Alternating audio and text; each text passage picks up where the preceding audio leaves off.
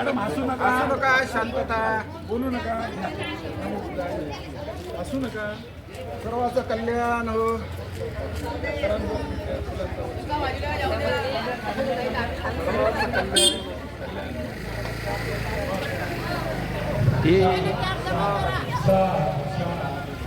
धन्यवाद सर, छान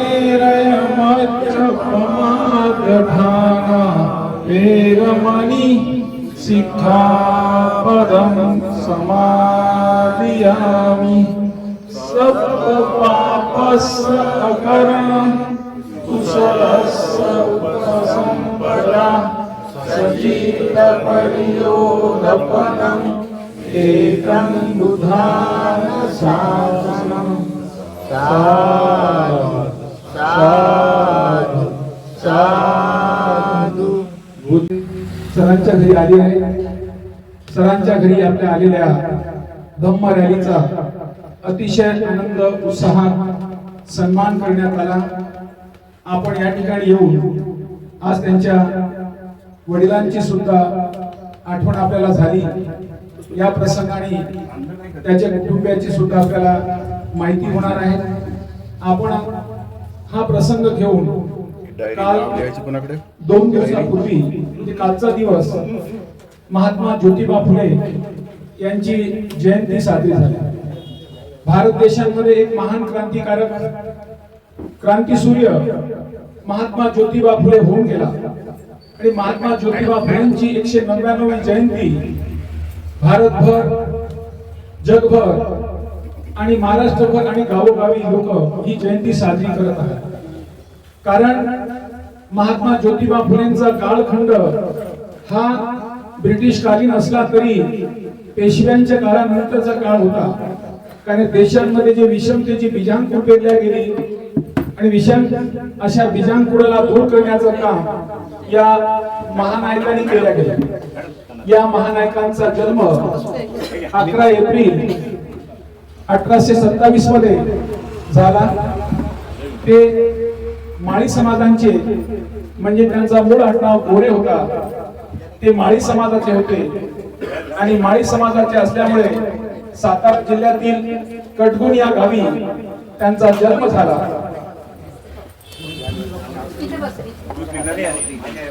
यांचा मृत्यू झाला आणि 1 वर्षांनी पोरक झालेलं आई विना पोरक असलेला मूल हा कशा प्रकारे आपल्या जीवनाला कलांटणी देतो आणि एक राष्ट्रपिता महात्मा म्हणून जनमानस त्यांना ती पदवी देतात आणि आज स्त्री उद्धारो काम करण्याचं, दलित उद्धारो काम करण्याचं, सर्वांच्या ज्या दारबंद होती ती दार उघडण्याचं काम या महात्मा ज्योतिबानी केलं. म्हणून महात्मा ज्योतिबा फुलेंची जयंती काल साजरी करण्यात आली. महात्मा ज्योतिबा फुलेंच्या जीवनामध्ये कारण जो कालखंड होता त्या कालखंडामध्ये सर्व प्रकारची अंधार कोठडी होती, विषमतेचा बाजार होता, महिला शिक्षणापासून दूर होती, शूद्रांते शूद्र ही विषमतेची गजांकूर असल्यामुळे कोणाला कोणत्याही प्रकारचा अधिकार हक्क नसताना आणि ज्योतिबांच्या जीवनामध्ये हा प्रसंग घडला. ज्योतिबा हे शिकत असताना एका स्कॉटिश शाळेमध्ये शिकताना त्यांना काही अनुभव आला आणि अनुभवातून त्याची काही मित्र झाली आणि मित्र झाल्यानंतर एकदा प्रसिद्ध लग्नामध्ये म्हणजे 1847 मध्ये त्या मित्राच्या लग्नात गेल्यानंतर त्याला असा अनुभव आला की त्या लग्नामध्ये एक शूद्र जातीचा मुलगा आपल्या ब्राह्मणाच्या लग्नात येतो, आपल्या बरोबरीनं फिरतो. काही जे ब्राह्मणी कट्टर ब्राह्मणी होते त्यांनी त्याला तिथून हाकलण्यात आलं, त्याची बेइज्जती करण्यात आली आणि ही बेइज्जती केल्यानंतर ज्योतिबाच्या मनामध्ये हे आलं की मी माझ्या मित्राच्या लग्नात त्याच्या आमंत्रणावरून आलो आणि मी त्याच्या लग्नात आल्यानंतर मला समानतेची वागणूक न देता इथे मला जातीतेचे चटके भोगावे लागतात आणि त्या चटक्यानंतर तो घरी येतो आणि आपल्या बापाला सांगतो की आलेला प्रसंग की बाबा मी माझ्या मित्रांच्या लग्नामध्ये गेलो होतो आणि मला असं हाकलण्यात आलं. त्यावेळेस त्याचे वडील त्याला सांगतात की बाळ हा बरं झालं ब्रिटिशकालीन सरकार आहे, हा जर पेशवाई असता तर तुला हत्ती समोर पुरवलं असतं. आणि तेव्हापासून त्यांच्या लक्षात आलं की आम्ही माणसासारखे माणसं असून मी वर्गामध्ये शिकणाऱ्या समानतेचा विद्यार्थी असून सुद्धा मला ही वागणूक मिळते आहे की ज्यांच्याकडे काहीच नसेल किंवा त्याला जातीमध्ये वाटलं असेल त्यांची काय अवस्था असेल. त्यानंतर त्यांचं सावित्रीबाई फुलेंशी लग्न झालं आणि सावित्रीबाई फुलेंचे लग्न झाल्यानंतर त्याच्या मनात आलं की समाज व्यवस्थेमध्ये जर बदल व्हायचं असेल तर आपण स्त्रीला शिक्षण देणं गरजेचं आहे. जर घरातली स्त्री शिकलेली असेल तर त्यांच्या मुलावर त्याचा परिणाम होतो, घरातली स्त्री शिकलेली असेल तर त्या कुटुंबावर परिणाम होतो आणि त्या कुटुंबातून त्या समाजावरून त्या देशाची प्रगती किंवा देश किती प्रगत झाला हे कळतं. म्हणून महिलांना आपण शिक्षण देणं गरजेचं आहे. आता महिलेला शिक्षण देणे म्हणजे महिला शिक्षकच नव्हत्या, शिक्षणाची संधीच नव्हती, धर्मव्यवस्थेने त्याला शिकू नये अशा प्रकारची तिच्यावर बंधनं लादली होती. जर ती शिकायला लागली, जर अक्षर काढायला लागली, जर तिचं लग्न झालं असेल, पूर्वीच्याकडे लहान मुलीचं लग्न व्हायचं, जर लहान वयात लग्न नाही झालं त्याला तर घोड वधू घोड पोरी घोड म्हणायचा, घोड नवरा घोड नवरी. ज्या मुलींचा 9 वर्षाच्या आतमध्ये लग्न नाही झालं तर घोड नवरी म्हणायचा आणि ज्या पोराचं 12 वर्षाच्या आतमध्ये लग्न झाला नाही तर त्याला घोड नवरा म्हणायचा. कारण असा नवरा नाशी नवरी जर लग्न झालं तर त्या पुरीला मिळणारा नवरा हा भविष्यात चांगला मिळत नाही, तिचं आयुष्य असंच जातं. म्हणून त्या मुलीचं लग्न या वयाच्या आतमध्ये झाला पाहिजे. म्हणून ज्योतिबाचं लग्न आणि सावित्रीचं लग्न आपल्याला माहिती आहे वयाच्या कितव्या वर्षी झालं. आणि नवरा कसाही असो मरेपर्यंत तिची सेवा करायची धर्मग्रंथांनी सांगितलेलं आहे. मुलीचं वय आणि मुलांचं वय दोघांमध्ये फरक असायचं. मुलगा किती वयाचा असला तरी परंतु त्या मुलीला त्या मुलाशी लग्न करायचं आणि त्याच्या सोबत संसार करायचा. अशा अवस्थेमध्ये त्या मुलीवर एवढी बंधनं टाकल्या गेली की नवऱ्याची पूर्ण सेवा करायची.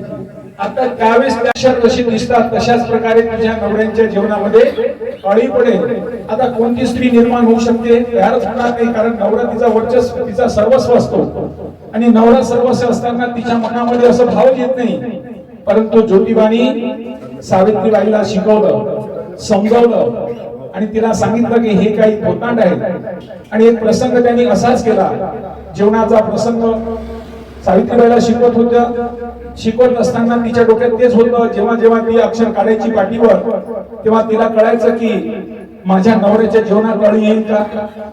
मग खरोखर त्याचा नवरा जेवण करायला येतो? कारण कुटुंबात पूर्वी आपण सर्व एकत्र बसायचं जेवायला.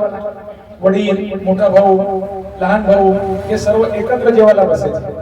एकत्र बसल्यानंतर त्याची पंगत बसल्या गेली आणि त्या पंगतीमध्ये ज्योतिबा सुद्धा जेवायला बसले. सावित्रीबाई वाढण केलं होतं. वाढल्यानंतर तिला वाटायचं की माझा नवरा जेव्हा घास घेईल तेव्हा त्याच्या पोटात अळी जाईल.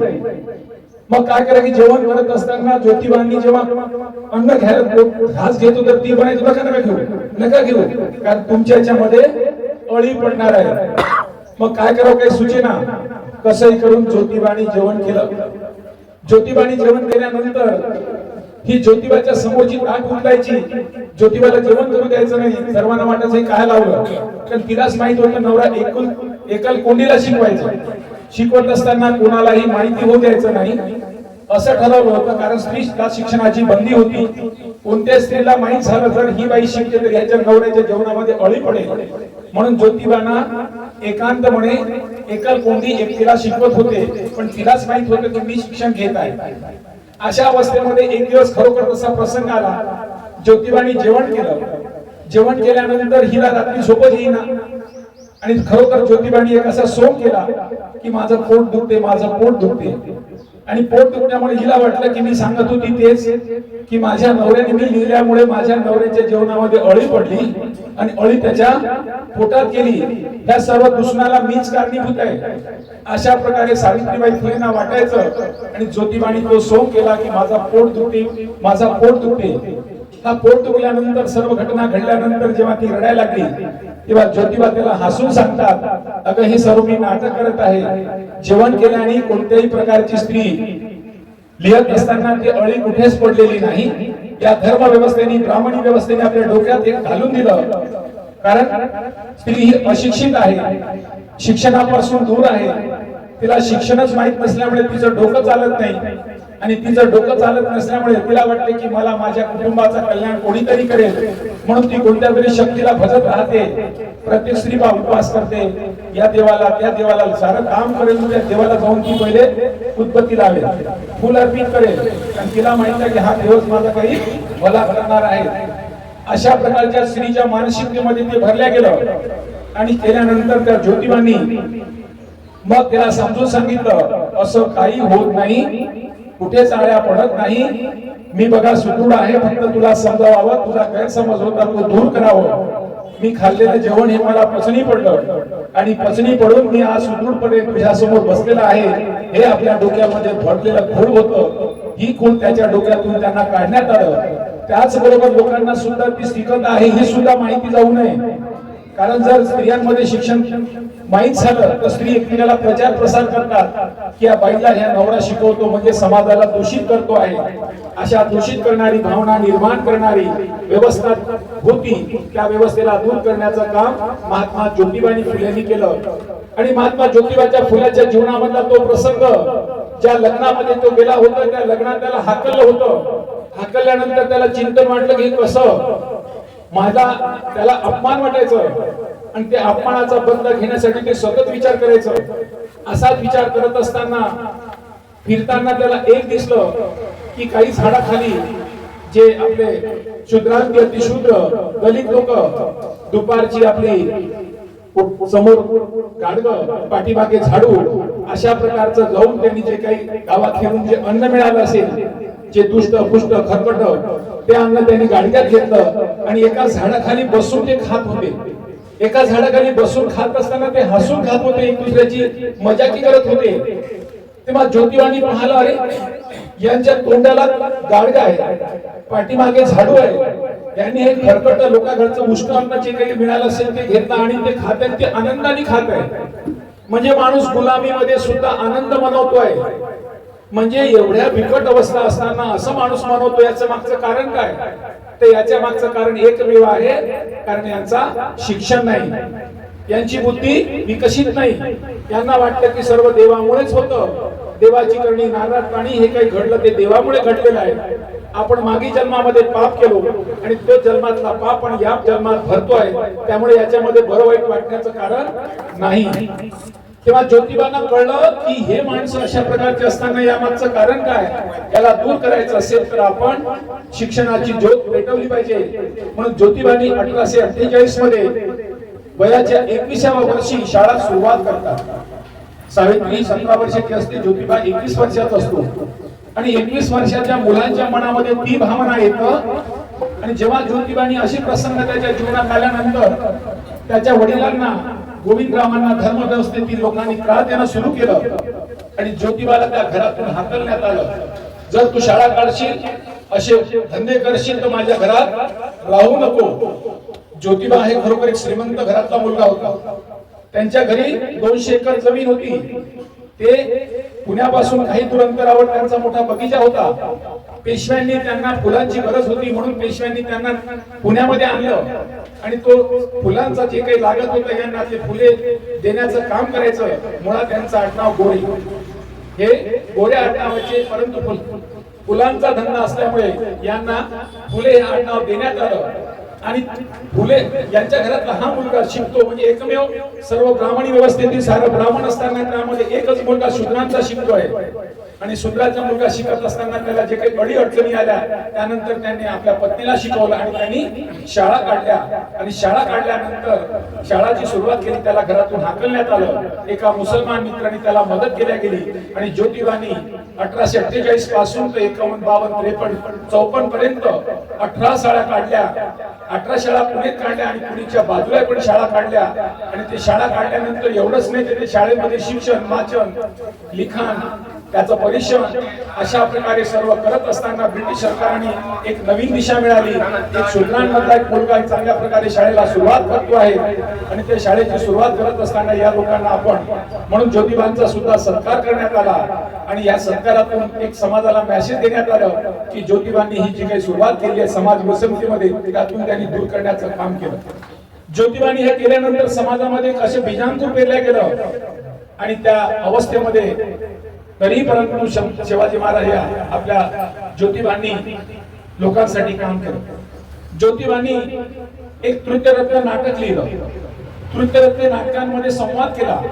आपल्या कुटुंबातला जर एक कुंभी माणूस असते त्याचा एक धोंडोबाशी संवाद असतो, त्याच्या कुटुंबातील महिलेचा संवाद असतो. घरांमध्ये ह्या नाटकांमध्ये त्यांनी दाखवलं की आम्हाला शोषण करणारी ही व्यवस्था आहे. या व्यवस्थे धर्म व्यवस्थेमध्ये हे ब्राह्मणी व्यवस्था आहे आणि ब्राह्मणी व्यवस्थाने आमच्या डोक्यांमध्ये हे देवधर्म कर्मकांड भरली, त्यातून बाहेर काढता येत नाही. अशाच प्रकारे अशा अवस्थेमध्ये 1889 मध्ये 1869 मध्ये महात्मा ज्योतिबा फुलेंनी शिवाजी महाराजांची समाधी शोधून काढली. शिवाजी महाराजांची समाधी शोधून काढल्यानंतर त्या ठिकाणी त्यांनी 19 फेब्रुवारी 1869 मध्ये त्यांची पहिली जयंती साजरी केली. जेव्हा शिवाजी महाराजांची जयंती साजरी केली, शिवाजी महाराजांचा इतिहास शोधून काढला, तेव्हा ब्राह्मणी व्यवस्थेने त्यांना एवढा त्रास दिला गेला की त्यातून त्यांना बाहेर निघता येईना. अशा प्रकारची व्यवस्था करण्यात आली आणि ज्योतिबा फुलेंना जाणवलं की हे लोक आमच्या कुळराजाचा, कुळवाडी भूषण असलेला आमचा राजा, या राजांचा इतिहास आणि आमच्या लोकांना शोधून काढावं म्हणून ब्राह्मणांनी त्यांचा बहिष्कार करणं सुरू केलं. आणि ह्या बहिष्कार करण्यामुळे, त्यांना विरोध केल्यामुळे महात्मा ज्योतिबा फुलेंनी ब्राह्मणाचे कसब हे पुस्तक लिहिलं. त्या कसबीमध्ये त्यांनी सांगितलं की ब्राह्मण किती चलाक आहे, कशा प्रकारे आपल्या डोक्यांमध्ये विषमता आणि भय कसा भरतोय आणि भयातून आपल्याला मुक्त न व्हावं यासाठी एक दैविक शक्ती निर्माण करतोय आणि दैविक शक्ती निर्माण करून तुमचा उद्धार करता ती शक्ती आहे, त्या शक्तीवर तुम्ही विश्वास ठेवा. अशा प्रकारे दिव्यांनी संवाद आणि शोषणाची दारं कशी आणि उघडली आहे हे ज्योतिबांनी आपल्या ब्राह्मणाचे कसब यामध्ये सविस्तर सांगितलं. त्या ब्राह्मणाचे कसब मध्ये सांगितल्यानंतर त्यांना ज्योतिबांची जी काही शिवाजी महाराजांचं जीवनाला उजाळा दिला. आता आपण शिवाजी महाराजांची जयंती साजरी झाल्या गेली, लोकांमध्ये सतत शिवाजी महाराज जागृत होत गेला आणि शिवाजी महाराजांची जयंती 1869 पासून तर 1916 पर्यंत सतत चालू होती.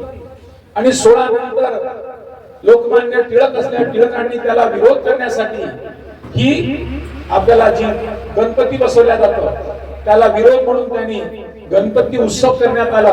हा उत्सव करण्यामागचा एकच हेतू की त्यांनी शिवाजी महाराजांच्या जयंतीला विरोध केला. हळूहळू लोकांमध्ये मग आपण सारे मानसी गुलामच आहोत. आपल्याला माहिती आहे कोणती तरी दैवी शक्ती आहे, ती शक्ती आज ना उद्या कामी पडते जाईल. आज मी सांगा लोकांना, विचार करा, आपल्या महिलांच्या डोक्यातून काही देव आता गेलेला नसेल, देव कुठेतरी भरलेलाच असेल. नाही बाबा, देव आहे तेच करते. कारण ती बुद्धीला विकास व्हावा, चिंतन करावं. हे का होतं, असं का होतं? वारंवार तिने पुस्तक वाचावं, जास्तीत जास्त पुस्तक वाचावं. पुस्तक वाचायला वेळ नाही, आणि पुस्तक वाचायला वेळ नसेल तर त्या संकटात मदत कोण करते? तो देवच करते. पण आज मी काही महिला शिकलेल्या असल्या तरी पहिले मेणबत्ती उदबत्ती लावतात. तिला दिवा लावल्याशिवाय बाहेर फिरत नाही, जात नाही. तिला माहिती ही शक्ती आपल्याला मदत करते. कारण तिच्या डोक्यामध्ये एवढी काही गुलामीची मानसिकता भरून टाकली की ती शक्ती तिला मदत करते. किती शिकलेल्या चांगल्या पदावर. 2 दिवसापूर्वी, काही दिवसापूर्वी अशोक खरात कहाणी माहित आहे. उच्च शिकलेल्या मुली, सुंदर दिसायला, चांगल्या नोकरी केलेल्या, चांगल्या पदावर असलेल्या, आता तुमच्याकडे काहीच कमी नाही, तरी परंतु मानसिक गुलामी असल्यामुळे अशा बंधू बाबू, अशा प्रकारचे जे समाजामध्ये विषमता निर्माण करण्यात लोकांचा प्रभाव त्यांच्यावर पडतो आहे. याचा कारण ती मानसिक गुलामी. या मानसिक गुलामीतून दूर करण्यासाठी सावित्रीबाई फुलेंनी आणि महात्मा ज्योतिबा फुलेंनी संयुक्तपणे प्रचार प्रसार केला. आणि ज्योतिबा फुलेंनी सांगितलं की हे सर्व याचे कारण काय? गुलामी. म्हणून 1873 मध्ये महात्मा ज्योतिबा फुलेंनी गुलामी हा पुस्तक लिहिला. म्हणून सर्वांनी ते पुस्तक वाचावं. हे नेमकं कारण काय? कारण त्या प्रसंगांमध्ये महात्मा ज्योतिबा फुलेंना मदत करणारे कोणीच नव्हते. बाबासाहेब आंबेडकरांना मदत करणारी मंडळी खूप होती. बाबासाहेब आंबेडकरांच्या वेळेस खूप साहित्य होतं, परंतु महात्मा ज्योतिबा फुलेंच्या वेळेस हे साहित्य एवढं नव्हतं. कारण एवढी जी काही प्रगल्भता होती ती बाबासाहेबांच्या वेळेस होती, परंतु महात्मा ज्योतिबा फुलेंच्या वेळेस नव्हती. महात्मा ज्योतिबा फुले उपजत त्यांनी या लोकांसाठी साहित्य केल्या गेलं. आणि ह्या सर्व केल्या गेल्यानंतर त्यांना माहित होतं ब्रिटिश सरकार या लोकांचं शोषण करतोय आणि भारतामध्ये शेतकऱ्यांची संख्या जास्त आहे. म्हणून त्यांनी शेतकऱ्याचं पुस्तक लिहिलं, शेतकऱ्याचा आसूड. आसूड म्हणजे माहित आहे, आसूड याचा अर्थ चाबूक. आपल्या हातामध्ये चाबूक घेऊन जर एखादा माणूस हाकलतोय, तो शेतकऱ्याचा आसूड आहे. त्या शेतकऱ्याच्या आसूड मध्ये त्यांनी म्हटलं की शेतकऱ्यांची जी पिळवणूक होते, शेतकऱ्याच्या मालांना भाव दिला जात नाही, शेतकऱ्यांना सबसिडी दिल्या जात नाही, शेतकऱ्यांना शेतीला पाणी मिळावं. पूर्वीच्या काळी तुम्हाला माहित असेल, नदी ओलांडणं म्हणजे पाप करणं. आता नदी ओलांडणं पाप आहे, मग नदीला बांध कसा देतील? म्हणजे नदीवर बांध बांधणे म्हणजे सुद्धा या धर्म व्यवस्थेला आपण त्याला चॅलेंज करणे, आव्हान करणे, ही अशी अवस्था होती. ह्या अवस्थेमध्ये महात्मा ज्योतिबा फुलेंनी धरण बांधण्याचं काम केलं आणि ते धरण बांधून त्या जी शेती होती ती उपजाऊ केली. आणि ती उपजाऊ शेती केल्यामुळे ब्रिटिशांमध्ये हे आलं की शेतीचं जे विहिरीचं नदीचं पाणी ते अडवता येतं, अडवून ते पाण्यामुळे आपण शेती करता येतं आणि शेती करून शेतकऱ्याला सुजलाम सुफलाम बनवता येतं. म्हणून त्यांनी ब्रिटिश सरकारांकडे हे आव्हान केलं गेलं की शेतकऱ्यांची जी समस्या आहे. म्हणून जेव्हा जेव्हा ब्रिटिश सरकारमधील ते राजे भारतात यायचे, त्यांच्या समोर शेतकरीच्या वेशांमध्ये आपण वारंवार ज्योतिबांना पाहतो. शेतकऱ्यांच्या कपड्यांमध्ये, ड्रेसमध्ये ते दिसतात आपल्याला की त्यांना माहित होत्या देशातला शेतकरी हा सुजलाम सुफलाम व्हायला पाहिजे. जोपर्यंत शेतकरीची उन्नती होणार नाही, प्रगती होणार नाही, त्यांच्या जीवनामध्ये बदल होणार नाही, तोपर्यंत या देशाची प्रगती होणार नाही. कारण या देशांमध्ये 75% हे शेतकरी आहे. कृषी प्रधान देश आहे आणि कृषी प्रधान देश असताना या देशामध्ये लोकांची जी हाल होत आहे, त्या लोकांमध्ये अशा प्रकारची केल्या जात आहे, या विषमतेला कारण आहे की ब्राह्मणी व्यवस्था. आणि ब्राह्मणी व्यवस्था फक्त आणि आपलं सांगण्याशिवाय दुसरं काहीच करत नाही. त्यातून त्यांना मार्ग काढण्याचं काम या महात्मा ज्योतिबा फुलेंनी शेतकऱ्याचा आसूडमध्ये केलं. अशाच प्रकारे शेतकरी काम करत असताना महात्मा ज्योतिबा फुलेंचं गौरवान्वित काम असताना ब्रिटिश सरकारपर्यंत गेलं. आणि म्हणून ब्रिटिश सरकारांनी 11 एप्रिल 1888 मध्ये त्यांचा मोठा सामूहिक सत्कार केला. जी त्यांना महात्मा ही पदवी मिळालेली आहे, ही मुंबईमध्ये ब्रिटिश सरकारातील अधिकारी, ब्रिटिश गव्हर्नमेंट इथून येऊन त्यांनी हा जो समाजात काम करणारा एकमेव असा व्यक्ती आहे, या एकमेव व्यक्तीच्या कार्याला आपण नोंद घ्यावी. म्हणून 11 एप्रिल 1888 मध्ये महात्मा ज्योतिबा फुलेंना महात्मा ही पदवी जाहीर करण्यात आली. एकमेव व्यक्तीला ही जाहीर केलेली पदवी आहे. ज्याप्रमाणे आपण महात्मा गांधीला ही महात्मा पदवी कोणीच दिलेली नाही, त्या पदवीची कुठेही नोंद नाही, परंतु ज्योतिबा फुलेंनी दिलेली ही पदवीची नोंद आहे ब्रिटिश सरकारच्या नोंदीमध्ये, आणि त्या नोंदीमध्ये त्यांनी 1888 मध्ये ही पदवी दिली. 1888 मध्ये पदवी दिल्यानंतर काय झालं, काही दिवसांनी ज्योतिबा फुलेंचा अर्धांगवायू हा 1888 मध्ये आला. 1888 मध्ये अर्धांगवायू आल्यानंतर जरी शारीरिक ते दुबळे झाले, परंतु मानसिक सुदृढ होते, आणि मानसिक सुदृढ असल्यामुळे त्यांना पुन्हा वाटलं की माझ्या समाजातील लोकांना काही साहित्याचा पुरवठा करणे, म्हणून त्यांनी त्या लोढ्या बांगड्या अवस्थेत असतानाही सार्वजनिक सत्य धर्म हा पुस्तक लिहिलं, आणि सार्वजनिक सत्य धर्मामध्ये त्यांनी एक मोठी नोंद केली. नेहमी आपण म्हणतो विद्येविना मती गेली, मतीविना नीती गेली, नीतीविना गती गेली, गतीविना वित्त गेला, आणि विद्यामुळे एवढं जे काही घडलं, एवढं अनर्थ झालं, याला कारण आहे ती एक अविद्या. म्हणजे विद्येमुळे मती गेली, मती म्हणजे डोकंच नाही, आणि डोकं नसेल तर माणूस बेकूफ असतो. माणसाला जर डोकं बनवायचं असेल म्हणून वारंवार म्हणून सर्व भारतभर जगभर जी उक्ती आहे त्याच्या ज्योतिबांनी सांगितलं, विद्येविना मती गेली, मती म्हणजे डोकं. विद्या नसेल तर डोकं विकसित होणार नाही, डोकं नसेल तर माणूस मानसिक गुलाम असतो, तो किती मोठा असेल. म्हणून विद्येविना मती गेली, मतीविना नीती गेली, नीतीविना गती गेली. आता तुम्हाला डोकंच नाही तर तुम्ही कोणासाठी कल्याणी काम करणार आहात? तुमच्याकडे कोणत्याच प्रकारची नीती नाही, आणि नीती नाही म्हणून कामाला गती नाही, आणि गती नाही म्हणून हातामध्ये 2 पैसे येणे शक्य नाही. करेल तो कोण? ईश्वर करेल. ईश्वराची देणगी असेल, ईश्वरांचा आशीर्वाद असेल तर तो देईल, त्यामुळे आम्हाला सर्व काही मिळेल, आमचा कल्याण तोच करेल. म्हणून ते कल्याण न होणारे कारण, कल्याण न झाल्यामुळे आर्थिकता सुदृढ नाही, घरामध्ये पैसा नाही, आणि पैसा नसेल तर तुम्हाला कोणती गोष्ट करता येत नाही. म्हणून तुमच्यामध्ये ती गोष्ट येण्यासाठी त्यांनी हा पुस्तक लिहिला, आणि 1891 मध्ये त्या पुस्तकाला प्रकाशित करण्यात आलं. महात्मा ज्योतिबा फुलेंचा 28 नोव्हेंबर 1890 मध्ये त्यांचा मृत्यू झाला, आणि त्यांच्या मृत्यूनंतर त्यांनी हा जो त्यांचा ग्रंथ हे त्यांचे पाठी राखीन लिहिला. सर्वांना माहित झालं की ज्योतिबांचा जो साहित्य वाचताना सांगताना ज्योतिबांनी सांगितलं की या समाजामध्ये असं का होतं, हे लोक असे मानसिक गुलाम काय, म्हणून त्यांनी 24 सप्टेंबर 1873 मध्ये त्यांनी सत्यशोधक समाजाची स्थापना केली, आणि त्या सत्यशोधक मध्ये सत्य काय याचा शोध घ्या. जर ईश्वर हा आमचा सर्वांचा बाप आहे, ईश्वराने सर्व लेकरं निर्माण केली आहे, जर ईश्वर आमचा निर्माण करताय तर आमच्यामध्ये भेदभाव का? एका भावाला दुसरा भाव असा का होतो? कारण जर त्या देवाला आईला भेटायचं असेल तर मुलाला तिसऱ्या माणसाची गरज नाही, बापाला आपल्या मुलाला बापाला भेटायचं असेल तर तिसऱ्या माणसाची गरज नाही. म्हणून त्यांनी निर्मिक पण हा शब्द वापरला. ते म्हणाले ते निर्मिक आणि क्रिएटर जे काय निर्माता जो आहे तो ईश्वर आहे. ईश्वराच्या आम्ही सारी लेकरं आहोत, सारी आम्ही लेकरं असताना आम्हाला मध्यस्थीची काय गरज आहे? मध्यस्थी म्हणजे ब्राह्मण पुरोहित. देवाची पूजा करत असताना तुम्ही पुरोहित ब्राह्मणाकडे जातो, तो आपल्याला नैवेद्य द्यायला सांगतो, तो पूजा करायला सांगतोय, आणि ते पूजा केल्यानंतर तुमचा भला होईल अशी तुम्हाला आशा देतोय, आणि या आशेवर आपण जगतोय. एकदा काय झालं, एक स्त्री एक महिला एका व्यक्तीकडे काम करायला होता. काम करत असताना अचानक तिचा नवऱ्याचा अपघात झाला. नवऱ्याचा अपघात झाल्यानंतर तिला काय करावं काही नाही. एक मुलगा जो नवरा होता तोही मरण पावला. तिला काही सुचेना, ती कामाला जात होती.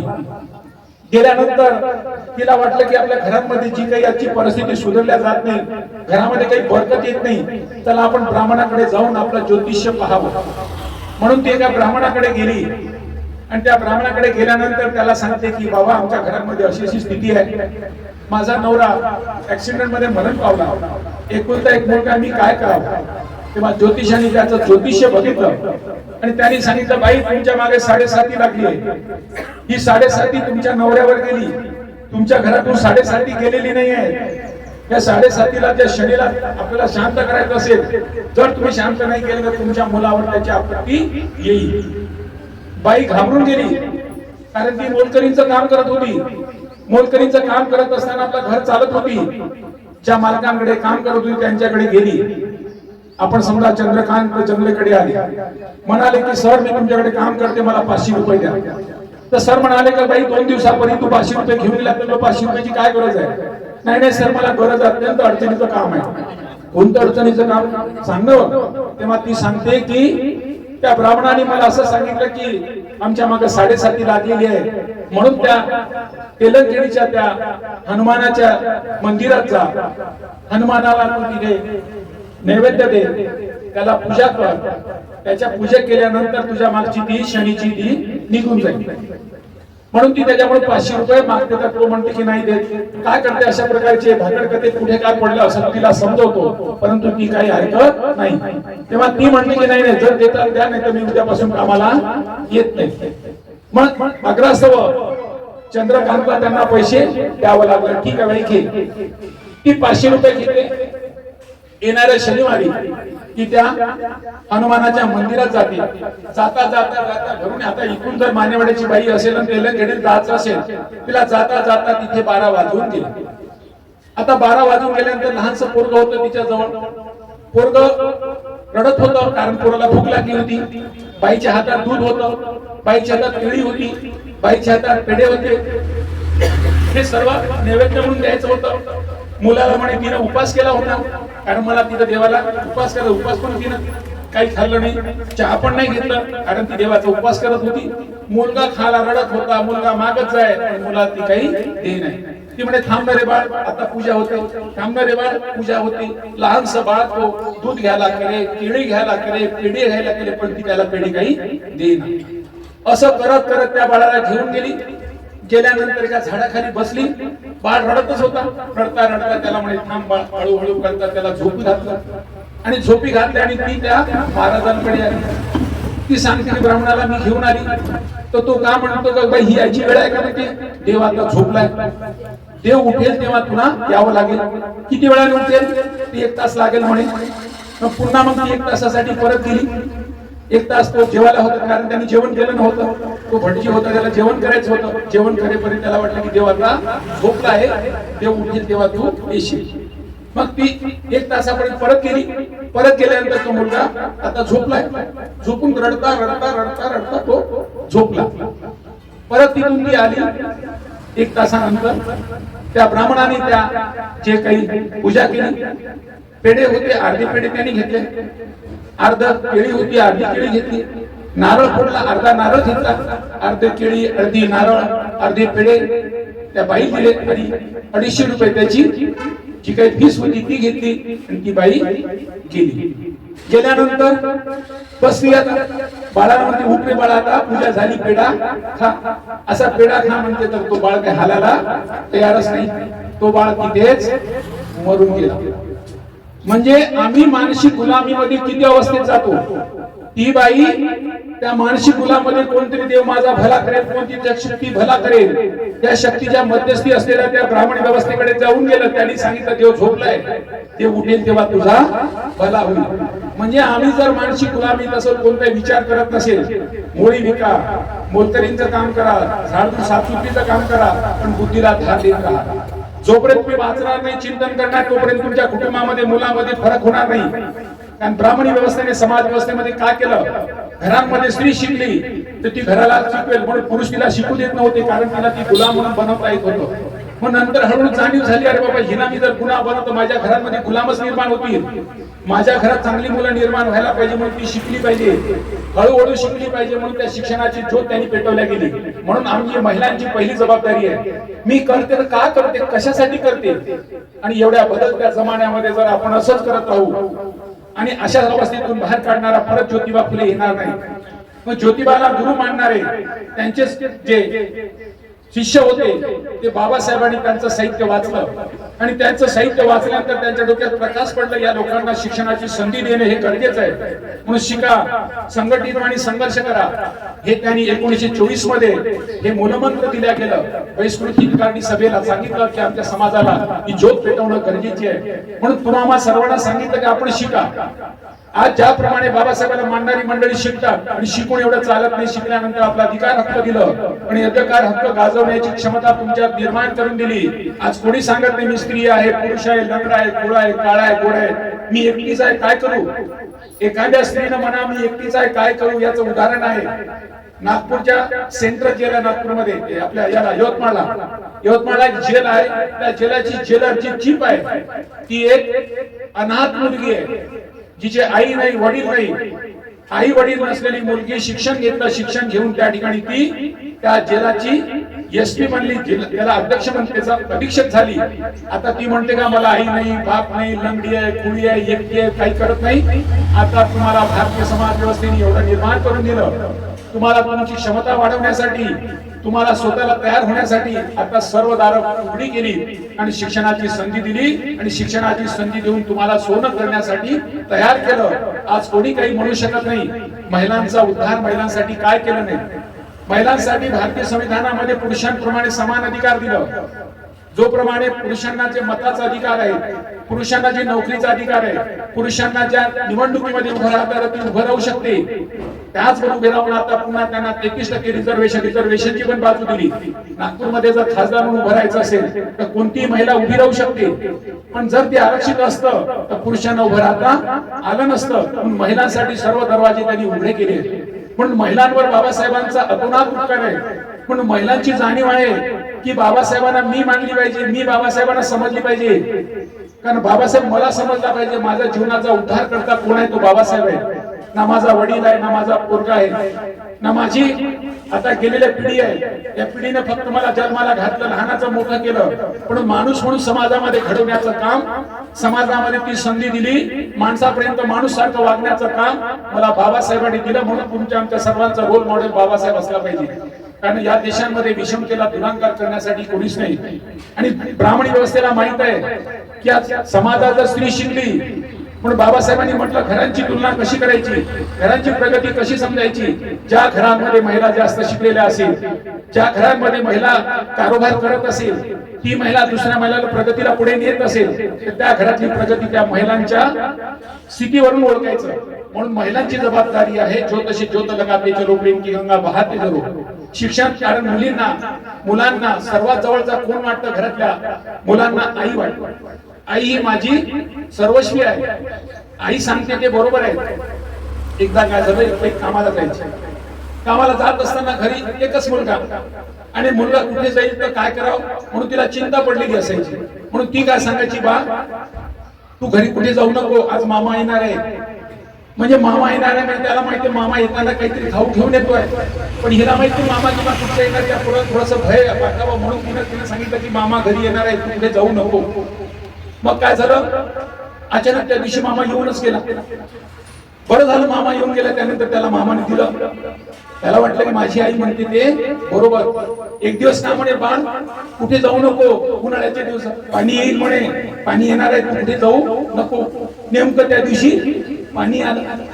मग जेव्हा ते तो अभ्यास करेल तेव्हा त्याचे शिकवताना का म्हणजे तू गधा, तुला काही समजतच नाही. जेव्हा जेव्हा शिकवे तेव्हा ती म्हणे तुला तू गधा, तुला समजतच नाही. माझी आई म्हणते ते बरोबर, मी गधाच आहे. कारण माझ्या आईने सांगितलं की मामा येणार, बरोबर मामा आला. माझ्या आई सांगितलं पाणी येते म्हणून पाणी आला. म्हणजे आई जे सांगते ते बरोबर आहे. म्हणून आईनं ठरवायचं मी आई आहे, मी आधी आई आहे, त्याला माहित पाहिजे. मग माझी जबाबदारी कर्तव्य काय आहे, मी जे काही परोसते, जे काही सांगते त्याचा परिणाम त्या जीवावर होते. त्या जीवाला घडवण्याची जबाबदारी माझी आहे. म्हणून घरातली स्त्री ही आई आहे, घरातली स्त्री ही पत्नी आहे, घरातली स्त्री ही बहीण आहे, घरातली स्त्री घराला सांभाळणारी आहे. म्हणून ब्राह्मणी व्यवस्थेला माहित आहे. तुम्हाला माहित असेल काही दिवसापूर्वी आमची संख्या वाढवायची आहे आणि संख्या वाढवण्यासाठी प्रत्येक घरामध्ये 4-4, 10-10 पोरं पैदा झाली पाहिजे. काही दिवसापूर्वी तुम्ही पेपरला बातमी वाचली असेल, संघाच्या आदेशाच्या भागवताने सांगितलं की आमची संख्या वाढली पाहिजे. किती पोरं झाली पाहिजे? 10-10 पोरं. आता 10 पोरं कुठे फॅक्टरीतून निघणार आहेत का? महिलांनाच पैदा करावं लागेल. म्हणजे आणि पुन्हा मानसिक गुलामी तिला बनवणं. माझ्या आईला आम्ही 16 मुलं, माझ्या आईनं पोरं पैदा करता करता तिचं आयुष्य गेलं. एवढे मुलं जर ती बाई जर पैदा करत असेल तर त्या मुलांबळावर काय परिणाम होतील, तिच्या आरोग्यावर काय परिणाम होईल, आणि काय मुलांना शिकवेल. म्हणून ती आली की बाबा तुमची जी नसबंदी करा आणि मुलांना मर्यादेत ठेवा. कारण मर्यादित मुलं असेल तर तुम्हाला त्याला शिकवता येईल. डझनभर पोरं असेल, डझनाच्या वर पोरं असेल, त्या महिलेच्या आरोग्यावर काय परिणाम होईल, त्या कुटुंबावर काय परिणाम होईल, घरामध्ये दारिद्र्य कसा निर्माण होईल, या दारिद्र्यातून मुक्त करण्याचं काम ती महिलाच करू शकते. ती भूमिका ती निभू शकते. ज्योतिबानी जाणलं की घरापासून तिला शिक्षवावं आणि प्रत्येक समाजातील स्त्रीनं जाणीव करून द्यावी, मी घरातली कोण मुख्य आहे, देशातली मी मुख्य आहेत या देशाला मला चालवाय. देशाचे राष्ट्रपती तुम्हाला माहित आहे या भारतीय संविधान दिल्या संधीमुळे तिथपर्यंत पोहोचल्या. या संधीचं सोनं करण्याचं काम आमचं तुमचं सर्वांचं आहे. 2 दिवसापूर्वी ज्या महानायकांनी ज्या महामानवांनी आम्हाला जी संधी दिली त्यांची जयंती आहे म्हणून सर्वांनी त्यांची जयंती आपल्या घरात एक सणासारखी साजरी करावं. कारण सण उत्सव आपण पाहिले कोण केलं काय माहित नाही, पण आमच्या जीवनाला कलाटणी देणारा, आम्हाला माणूस म्हणून घडवणारा, समाजामध्ये आमची स्थिती स्त्रियांकडे पैसे काही कमी नाही आणि तिचा पगार तिच्याचकडे असतोय पण तिला तिची पगाराची परवानगी आहे, तिचे धन तिच्याजवळ ठेवण्याचा तिला अधिकार आहे, तिला पाहिजे तसं खाता येतं, पाहिजे जाता येतं. म्हणून आज महिलांची स्थिती पहा, सर्व बसणं उठणं थोडस गडबड झाली आहे, शारीरिक क्षमता वाढली आहे. म्हणून त्यावर सुद्धा महिलांनी आपल्या आरोग्यावर आपल्या मानसिकतेवर त्यांनी सुद्धा आपली त्याच्यावर निगा ठेवावी. कारण बुद्धी बरोबर आपलं शरीर सुद्धा हलकं राहायला पाहिजे. तुम्ही जर शारीरिक बिमार पडल्या, तुमचं शरीर ठीक नसेल तर तुमचं वेळ किती खर्च राहील. म्हणून आपला आरोग्य सुद्धा चांगला राहायला पाहिजे, मानसिकता सुद्धा चांगली राहिली पाहिजे. हे सर्व कार्य करण्याचं काम आपण महात्मा ज्योतिबा फुले सावित्रीबाई फुलेंना घेऊन प्रत्येक महिलांनी सावित्रीबाई फुलेचं वाचन केलं पाहिजे, ज्योतिबाचं वाचन केलं पाहिजे. अशा प्रकारे आपण ज्या ज्योतिबांचा जन्मदिवसाबरोबर आपण प्रकाश टाकलेला आहे. आज आपण ज्यांच्या घरी आलो आहोत त्याचा हेतू काय की आपली रॅली त्यांच्या घरी का आली, कारण त्यांचा आणि आमचा परिचय व्हावा. मुळात हेतू हाच आहे की आपण ही रॅलीला तिथे घेऊन का आलो. रॅलीचं नाव धम्म काय, धम्म म्हणजे चांगला जीवन जगण्याचा मार्ग. हे सर्व माणसं चांगले जीवन जगतात, रस्त्याने येताना लोक त्यांच्याकडे बघतात हे कोण माणसं आहेत, ती धम्माची संगोपन करणारी, धम्माची अनुसरण करणारी, धम्म पालन करणारी. आणि ही माणसं आज या रांगेत जात आहेत. बुद्धांचं धम्म पालन करणारी त्यावेळेस भिक्षू संघ होता, तो त्या कपड्यात होता. आज आपण शब्द शुभ्र वस्त्र कपड्यांमध्ये आहोत. आपल्याकडे बघताना पंचशिलाचा दुपट्टा आहे आणि सर्व आपण बुद्धम शरणम गच्छामी, धम्मम शरणम गच्छामी, आम्ही धम्माला शरण जातो, आम्ही बुद्धाला शरण जातोय. अशा प्रकारच्या टोनिंग मध्ये टोन देत आपण सहज या घरापर्यंत पोहोचलो. वेगळ्या नजरे लोक बघत होती. आज आपण ज्यांच्या घरी आलो त्यांचा आपला परिचय होणं गरजेचं आहे, कारण छोटा पैसा रुटाबाई समय समय पर काम आहे. आज आपण आहोत, उद्या आपल्या भावात कोणत्या संकट येईल, कोणती अडचण येईल, त्या अडचणीतून मुक्त करण्याचं काम आपण या संगोपनातून, या एकत्रितपणातून करू शकतो. नमस्कार दोस्तों, हमारे न्यूज चैनल न्यूज इंडिया को लाइक कीजिए, शेयर कीजिए, अनसब्सक्राइब कीजिए. हम मिलेंगे फिर. धन्यवाद.